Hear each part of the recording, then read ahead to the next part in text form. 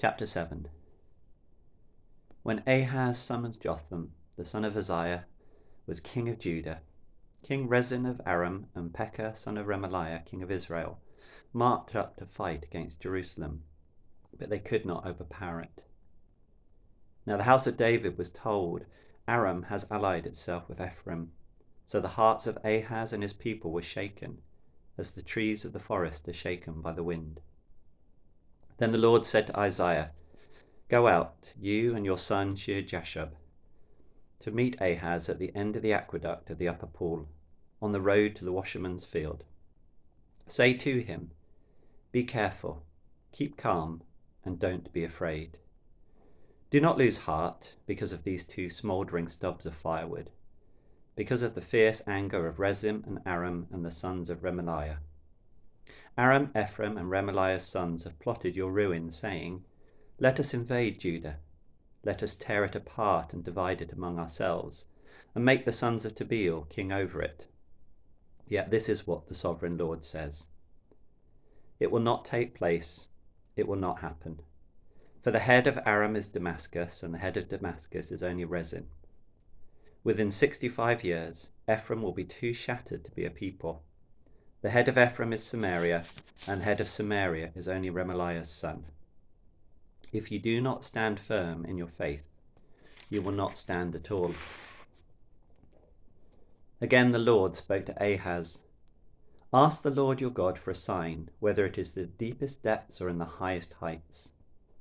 But Ahaz said, I will not ask. I will not put the Lord to the test. Then Isaiah said, Hear now, you house of David. Is it not enough to try the patience of men? Will you try the patience of my God also? Therefore the Lord himself will give you a sign.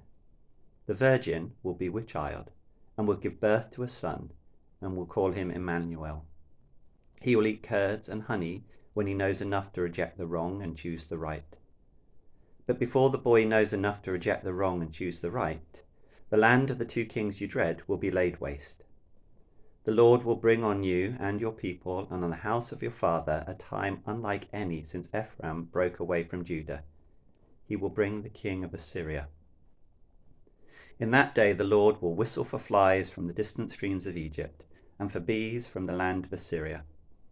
They will all come and settle in the steep ravines and in the crevices in the rocks, on all the thorn bushes and at all the water holes. In that day the Lord will use a razor hired from beyond the river, the king of Assyria, to shave your head and the hair of your legs, and to take off your beards also. In that day a man will keep alive a young goat and a young cow and 2 goats. And because of the abundance of the milk they give, he will have curds to eat. All who remain in the land will eat curds and honey. In that day, in every place where there were 1,000 vines worth 1,000 silver shekels, there will only be briars and thorns. Men will go there with bow and arrow, for the land will be covered with briars and thorns. As for all the hills once cultivated by the hoe, you will no longer go there for fear of the briars and thorns. They will become places where cattle are turned loose and where sheep run.